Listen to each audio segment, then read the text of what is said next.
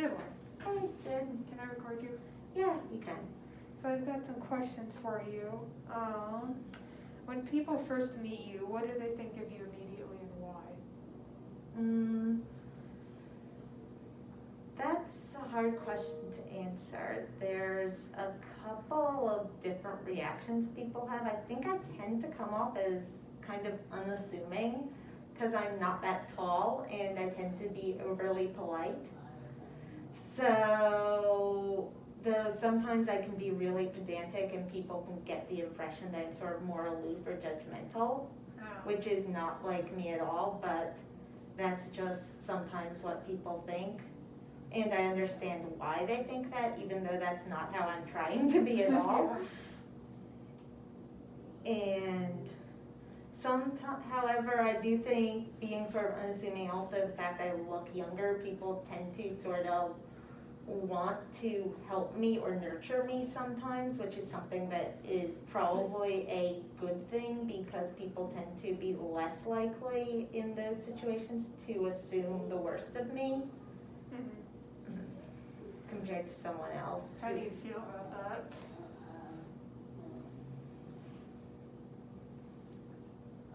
I don't know, in terms of, I definitely feel it's unfair that people are sort of more likely because of just sort of the impression I give off to sort of want to help me and think well of me, because I really think everyone should be given that similar benefit of the doubt. Yeah. And I try to give everyone that benefit of the doubt as well, because like I said, sometimes I do get sort of seen as sort of more judgmental or pedantic, and I can like see when other people talk about actions I could see myself doing for completely different reasons. I don't tend to judge people for those things necessarily or assume the worst. I basically try to find whatever the best possible explanation for people in any situation is, which is good, but probably sometimes I can be too forgiving and soft-hearted sometimes. Yeah. So, the second question is, how do you feel about America related to the rest of the world? And why, I guess. So yeah, this is an interesting time in the world right now, and sort of compared to the rest of the world, I don't necessarily feel particularly strongly about America in comparison, except I recognize that probably in some ways I benefited from things growing up in the US that I might not have had, depending on where else I grew up, given the time I was born. And so I'm grateful for that, but again, like with things I benefited from, I more generally see them as things everyone should have that opportunity. Right. And with and in terms of America right now, I'm just sort of uncertain about how things are going to go, because I feel like as a country, really, I'm not sure how we're gonna manage to hold it together unless we become much better at actually talking to each other. Right. Because something I say a lot is that just because your feelings are something might be valid, but that doesn't necessarily make it effective at getting what you want. So just because you're hurting, it's valid to feel hurt by whatever hurt you and to want to lash out, but lashing out might not help you solve the cause of your hurt the way another thing does, and this focus on the validity of feelings and deservingness, whereas as opposed to approaching people in the way that's most likely to actually affect change and build bridges. Because you can beat your opponent and keep them down, but is trying to beat out essentially half the country a really sustainable way to run a country?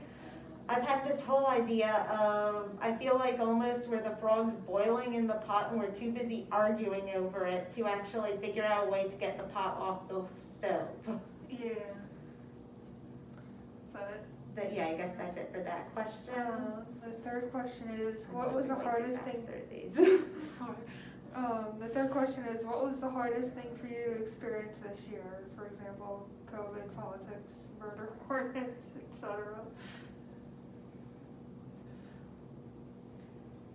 I'd say politics in two different ways. I touched on this a little in discussing the last question, but politics, both in terms of some of the language used, can be really stressful for me because I tend to take things pretty much at face value sometimes.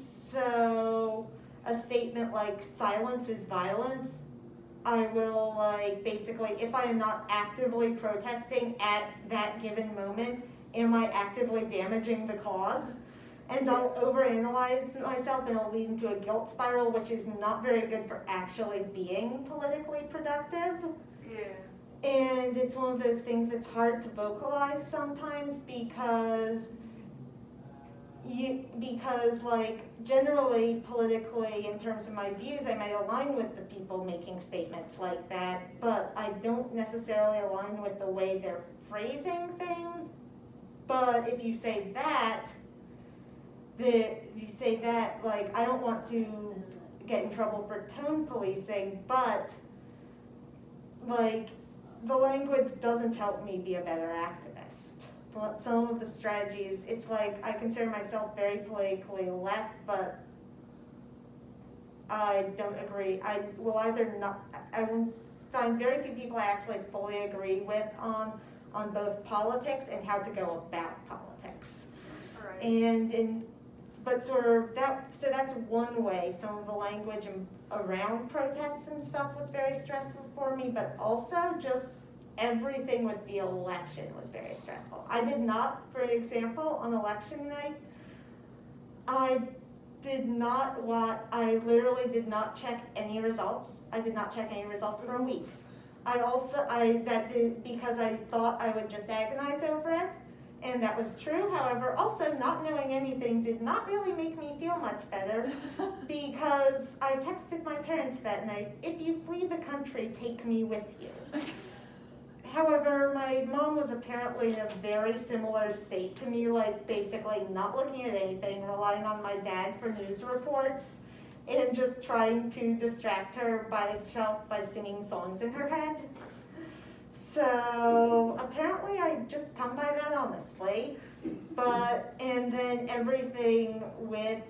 while I was able to ease back into actually following political news, then everything happened on the 6th. Which was just really frightening. It's really frightening to realize, wow, I am living through a literal coup attempt and literally having to go through the process of thinking about, okay, if this goes further, if this escalates, what is my criteria for when I should be hitting the streets? What days? What do I need for that? Yeah. Should I notify my employers in case I suddenly get disappeared? Yeah. And stuff, which was definitely quite stressful, though my therapist did comment that I put quite detailed planning into any possible response I need. It was also really disappointing to see that we are very much no longer living even in the 70s when Nixon resigned, because even with Republican control in the Senate, it was clear he was going to get convicted. And face it, the Watergate break-in was much less egregious than, inciting a mob to storm the Capitol and try to take and execute hostages. Anyway, I think that mostly wraps up my reaction to the year. COVID was sort of just a thing that permeated all of it, so I don't really have any specific thoughts on that at the moment. Yeah, and the fourth question kind of ties into that. How has politics changed the way that you see America this past year? Yeah, so hopefully I didn't answer all of it already, but so I I'd already sort of had a lot of these feelings with regards to politics that as a country we really badly need to get better. We need to somehow, I'm not sure how or if we'll be able to do it, manage to talk to each other even if we disagree with each other. I almost feel like more dialogue where we don't necessarily know who we're talking to and aren't even talking about politics at all might be good in that just note and more one-on-one dialogue. Like, because I think people in a one-on-one conversation are much more likely to give someone's views the benefit of the doubt and not feel necessarily threatened by those views, even if those views might have some aspect that's directed at some personal quality of the person listening to them. And I don't think anyone should be forced into a situation where they don't feel safe, but to sound like a boomer for a bit, I'm going to say I do not think that the universality of social media is necessarily good for our discourse politically or in general, because it strips away, because a lot of them, especially stuff like Twitter, anything where anyone can see anything, strips away a lot of the context of an interaction. So like there's a lot that might hurt someone somewhere, but in the context of the overall interaction is not particularly harmful. But you have to watch because you don't know who your audience is, and your audience doesn't know if they were your intended audience or who your intended audience is, or what the context in your background is. I was thinking about this in the context of a friend and I joking about doing a podcast about a video game and realizing that no, that would be terrible because a lot of the jokes are things that are very funny and make sense in the context of the game, and neither of us judges the other for making them, but to a lot of outside observers who aren't super familiar with the game or